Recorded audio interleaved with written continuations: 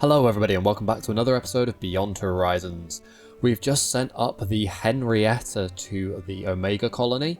Henrietta being the next of our Lunar Arc series, which are colony ships designed to ferry lots of crew to the colony so that they can do all of the fun jobs like building spacecraft, as well as all the unfun jobs like emptying the bins and cooking dinner.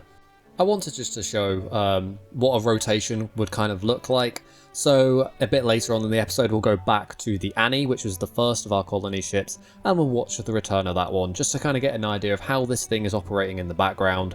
And we'll just kind of assume that this is happening every few months, because obviously it's probably a bit tiring being on the moon all the time. I'm sure you get weekends off, but still, it'd be nice for them to have some fresh air and not having to walk between buildings with a spacesuit on. At the moment we are here with our Foxglove base, so one of the things I want to have done before the season wraps up is make sure we've completed the tech tree, and I will talk a bit more about why that is later on in the episode. But for now I'm just here making sure that all the experiments are running and we're getting as much science as possible out of this thing so we can finish the tech tree as quick as possible.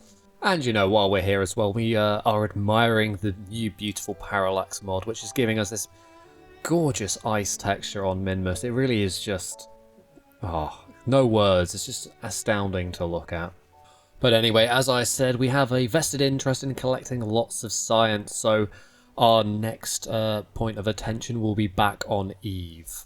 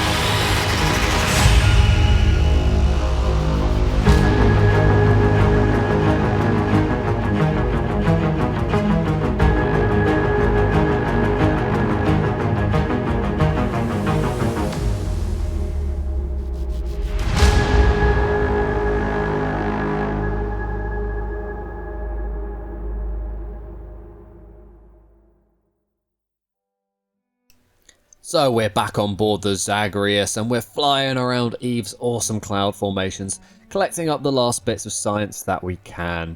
Now you can see I'm pretty close to the base still. I didn't really want to go too far. I think at some point I want to take it to a different biome and actually land there and collect the science there. But the problem is the Kerbalism mod makes it take time to run experiments. So something like the seismometer takes 2 weeks and the gravitometer takes 90 days. So it's not really feasible to go to another biome and collect all the science. So I'm just collecting what I can quickly to see if it's enough.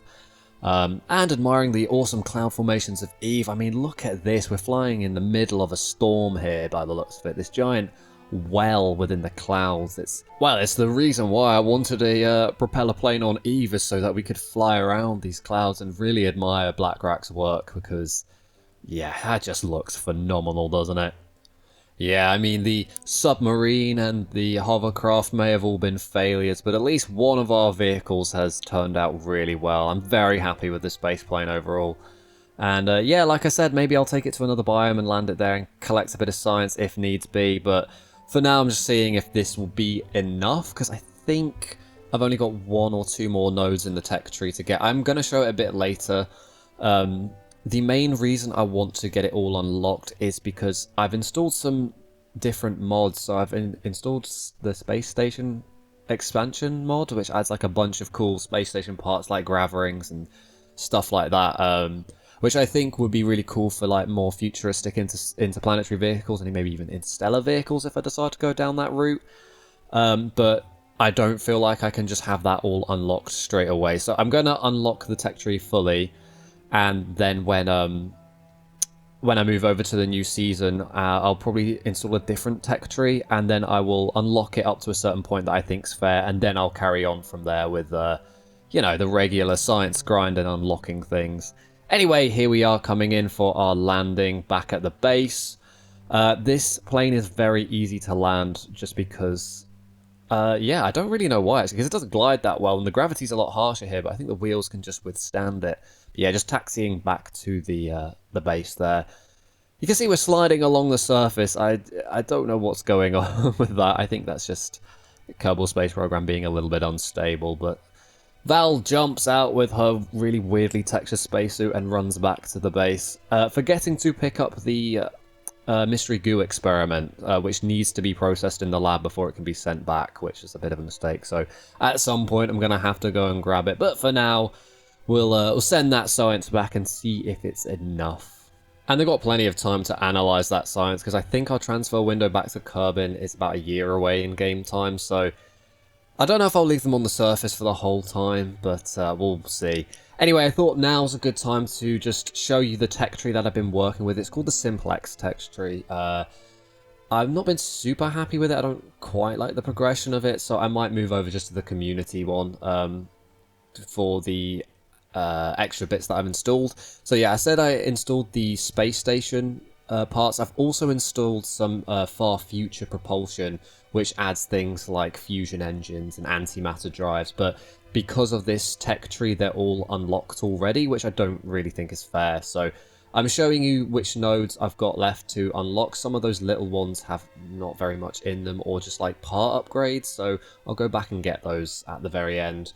The main thing I think I'm going to focus on is the engine, so you can see those engines there. I think when I move over to the new season, I will unlock up to about that sort of level, and then I'll go from there, because I don't really feel right going straight into having more, you know, the more advanced engines, like a fusion drive, because, well, I don't even have fusion plants yet, so I think that's something I want to unlock, like, fairly. Because I've got big ideas for the Julian system. I'm thinking of sending like a huge interplanetary vehicle to it with lots of stuff on it. And I've seen even the fission engines have ridiculous amounts of Delta V, so it's possible to send really big ships that I would really like to do, but I don't want to just jump straight into it because it doesn't feel fair. So yeah, I thought I'd just keep you all in the loop just so you can see where I'm at in the tech tree, and so that when I move on to the next season, you know, where I'll be kind of kicking off from. And I will try and make a more concerted effort to show the tech tree in the next season. I know this time, like, I have not shown any of it. This is literally the first time I've shown it, so yeah, I'll try and be a bit better about that. Anyway, back to the main show. I thought I'd quickly talk about the Henrietta before we watch the return of the Annie, just because I realised I haven't actually done that yet. So yes, here's the Henrietta, which is the successor to the Annie. They are basically the same ship. The main difference you might be able to notice is the docking port on the front there. I realised that actually it's a good functionality just to be able to give it some, you know, ability to dock with maybe a fueling station, because this thing has about 3.5 kilometers of Delta V at a full tank, so refueling in orbit could give it pretty much range to anywhere in the Kerbin system. Not that I think I'd want to send it too far out. This is a lunar class arc, so I don't think I'd want to send it that far. Other than that, the only thing really different about it from the Annie is its paint job. I wanted them to all have their own paint job, just to kind of give them their own personality. I thought that'd be fun. But yeah, this is called the Henrietta, named after Henrietta Leavitt, who discovered the relationship between Cepheid variables, luminosity, and their periodicity, which has been pretty revolutionary in helping us identify distances to stars and galaxies. So I think I want to stick to the naming scheme of you know, famous female astronomers and astrophysicists feels appropriate for the grandeur of the type of missions that these craft are going on. And, you know, the amount of work that these astronomers have done has been pretty revolutionary to our understanding of space and cosmology. So, yeah. Anyway, with all that out the way, now it's probably a good time to watch the return of the Annie.